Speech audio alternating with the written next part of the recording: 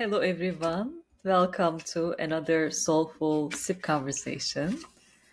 As always, before we start, I would like to invite you to grab one of your favorite drinks, tea or coffee, or a glass of water, and join me for another conversation about midlife awakening.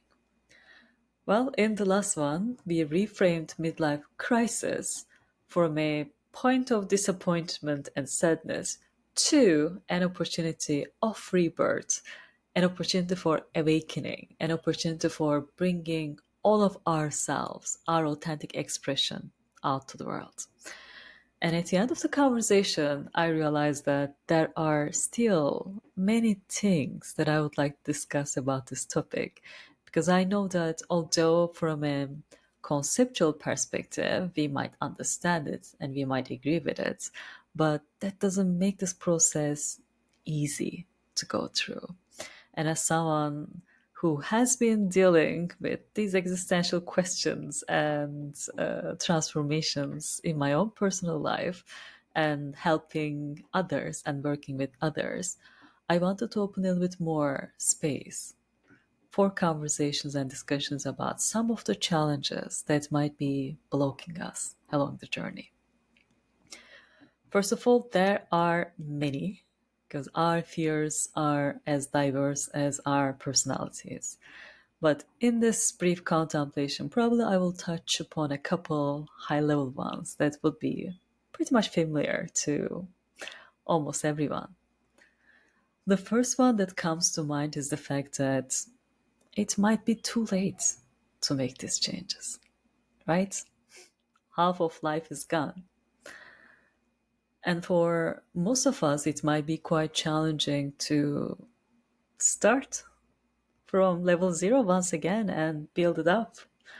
We invested so much into building the structures in our life that it might be frightening to adapt a different kind of identity. Acknowledge that there might be a different way of living. This is a valid fear. And I would like to also acknowledge the fact that each fear we have, each feeling we have is valid. The critical thing to remember is the fact that them being there doesn't necessarily mean that they have to be the ones driving our decisions.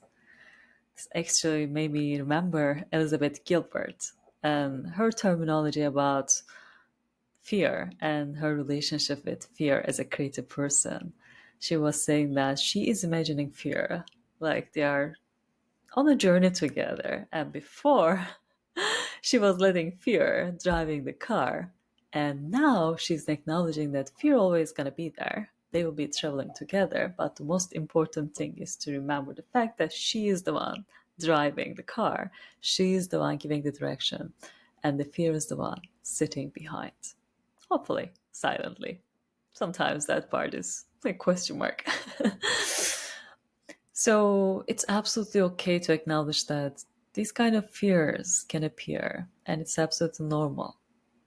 It's a normal part of being human, and it's a part of our growth process too. But we can also choose differently. We can also reframe things differently. And we can see this once again as an opportunity. So, are we really starting from level zero? Are we really building everything from ground level? To some extent, yes. Hopefully, with a better foundation, with a stronger foundation. But to some extent, no, because we are not starting from zero. We are starting with all of our life wisdom. We are starting with our experiences. We are starting with our strengths. We are starting with our networks. We are starting with our talents. So there is so much to leverage. And sometimes this is the mind fallacy. Like we think about our initial stages in life in which we struggled because we didn't really have any knowledge or any wisdom. But when we are talking about starting new in a midlife, that's a different level of starting. That's a different level of starting with quite a lot of practical wisdom of life. That's number one. So I would like to acknowledge the fact that yes, we are starting from zero and we are starting something new, but we are starting with the life wisdom, which might not bring all the challenges that we have experienced before, and hopefully can make the process smoother and even faster, depending on how close we are in terms of what we did before and what we aspire to do next. The second thing is the fact that when we started before in the earlier stages in life, we didn't know much about ourselves. So, naturally, as a part of journeying in the life, we made lots of mistakes. So, when we think about the younger years, when we think about when we started new things, we might have lots of frustrations, we might have lots of disappointments, we might not have enough confidence and respect. But once again, I would like to remind the difference. In earlier stages in life, we also lack quite a lot of self knowledge. It's not only practical knowledge of life, like I mentioned in the previous point, we also lacked self knowledge. And because we were not self aware enough, likely we were not able to use our skills and faculties in the best way possible. And likely because we didn't have enough practical worldly knowledge and we didn't know much about our inner worlds too, we were not able to position ourselves in the right places.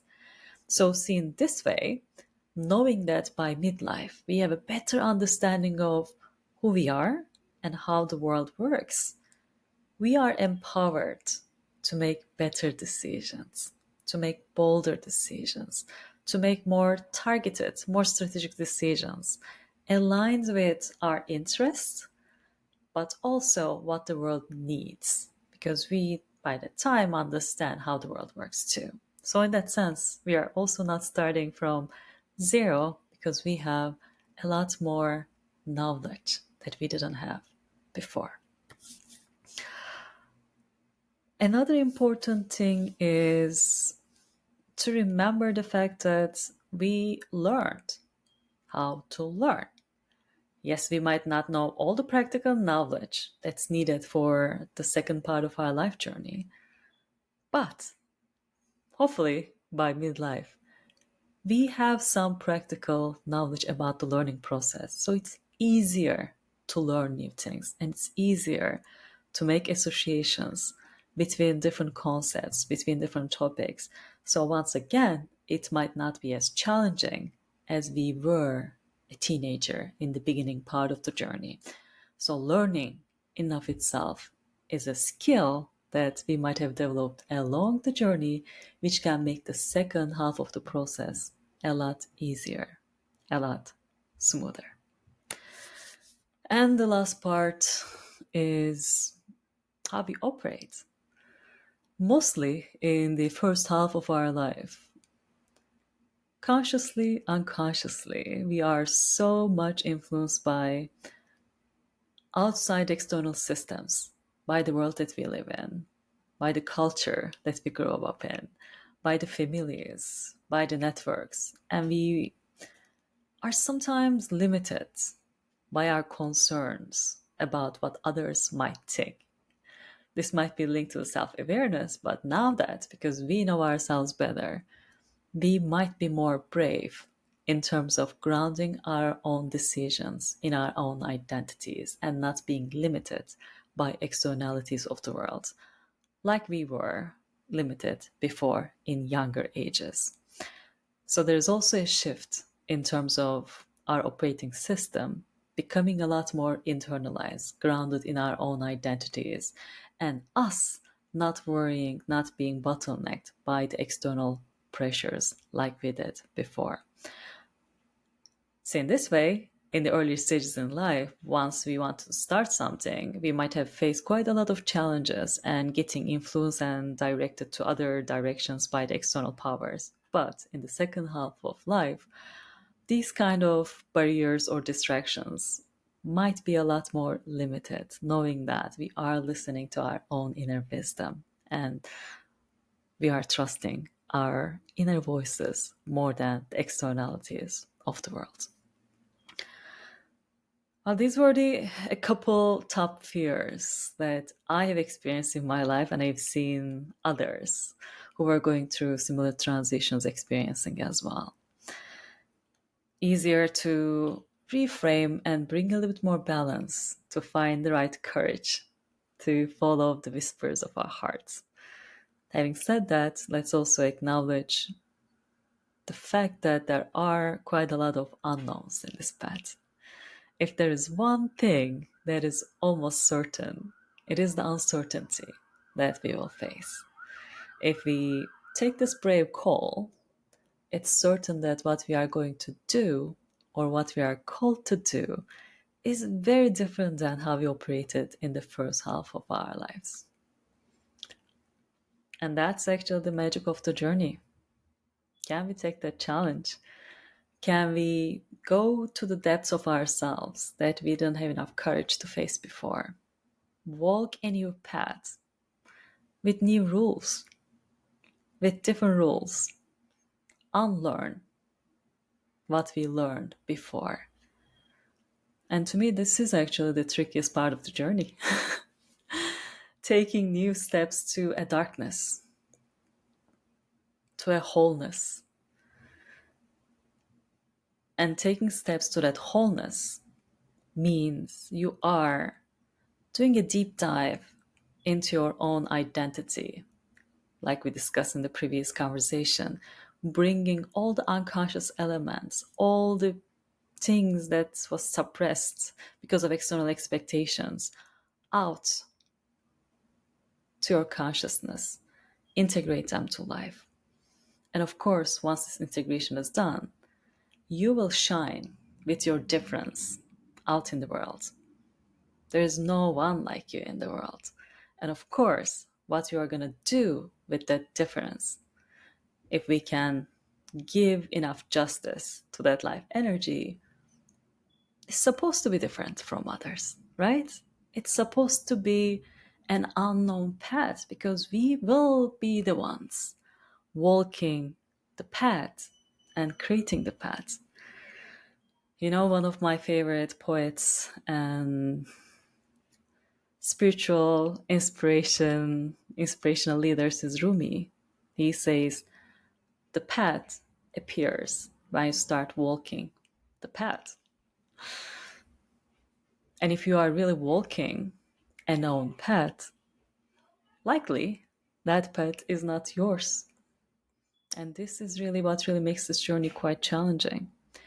Can we be bold enough to first connect to ourselves, our inner wisdom, and with that trust, takes this journey step by step, not following someone else's path, not limiting our view to some external long-term strategies, 10-year plans, 5-year plans, but living in the moment, following the flow of life, being with life, bringing our life energy in harmony within ourselves first, and from that harmony, connecting with life so that we are not subscribed to ready-made solutions, but we come up with our own answers about which way to go at every road intersection point.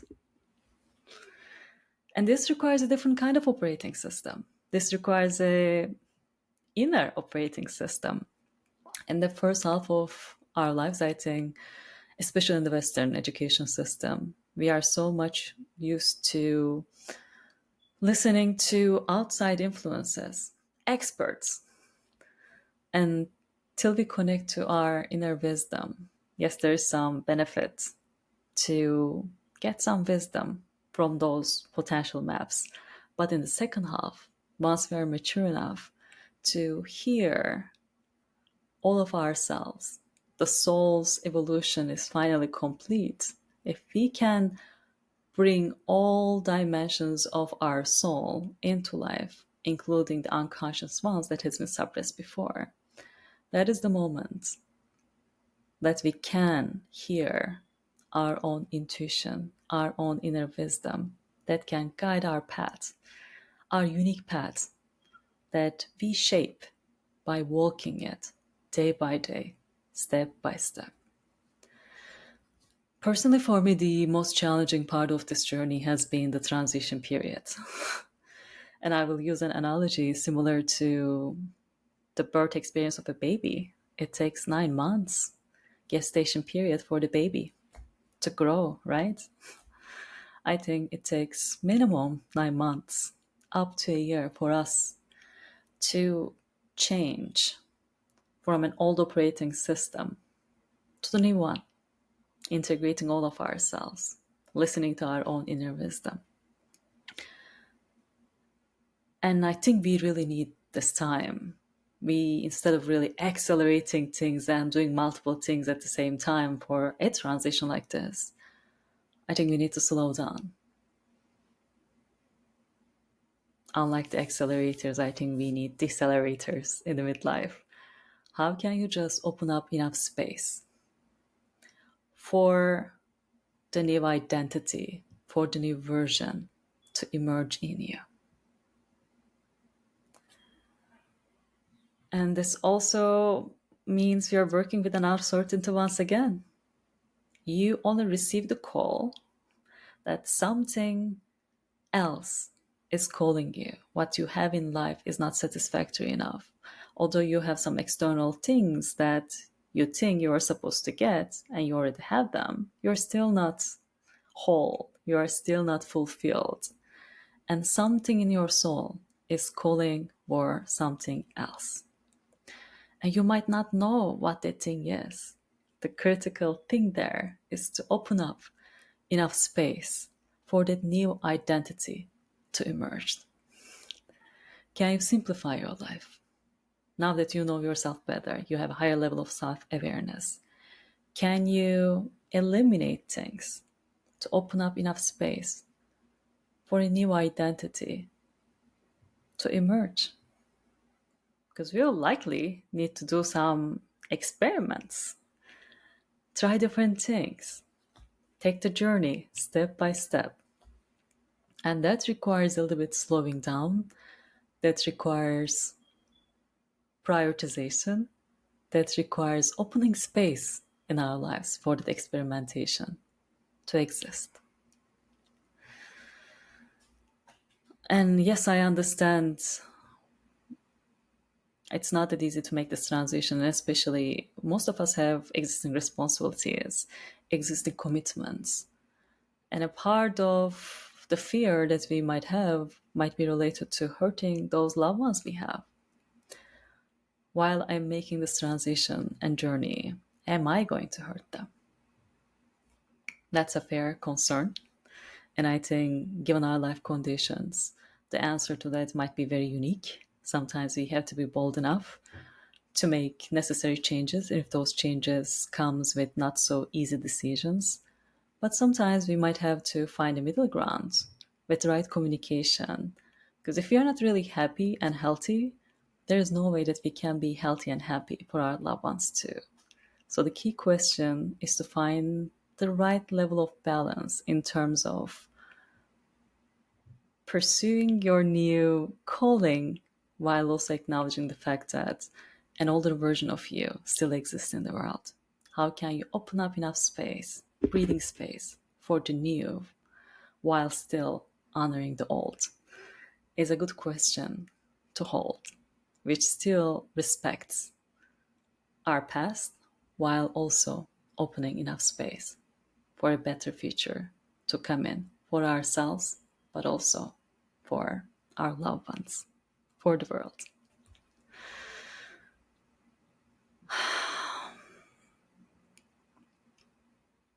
It's not an easy journey. But if we are not able to take these not so easy steps, life is not going to get easy too.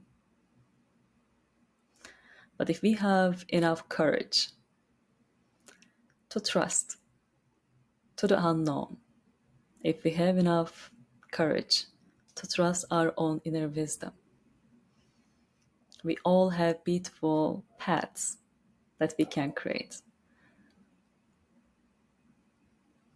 And that's our path for healing. That's our path for individual healing, and that's our path for collective healing too.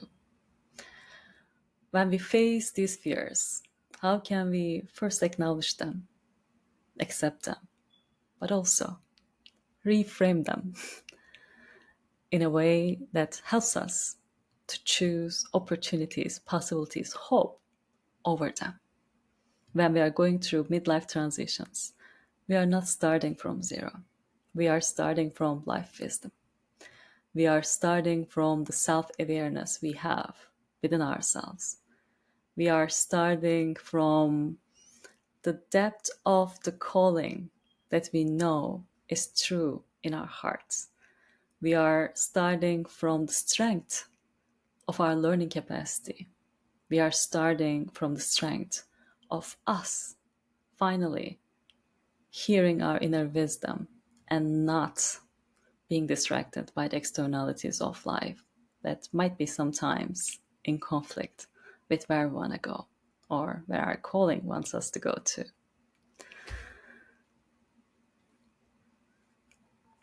And lastly, how can we trust the unknown and see it with curiosity? I think I mentioned this in some of my other contemplations as well. Curiosity is coming from the root of kura, which means care. So when you're curious, you have this openness, and that comes from the care, from the love. How can we keep that curiosity to life and accept it with all of its unknown? Accept its magic and be okay with it. Be a part of it. Acknowledge that we are a part of it. And once we can first accept the fact that we are all unique and different, and we all have different paths calling us to co-create together, maybe we can have a rebirth. We can bring all of ourselves into the world. We can become whole. We can heal ourselves. And through that healing, if we all do this, we can heal our world. Can we do that? I think we can. At least it's worth trying. Once again, thank you for joining me in this contemplation. If you are going through this journey, if some of what I shared resonates with you, please join me in the comments with your reflections. We learn from each other and we grow together. So I would like to invite you to share your experiences if any of what we discussed resonates with you too. Thank you. Till next time, remember that you are beautiful. Harmonize it internally and express more of it externally out to the world. Thank you all. Bye.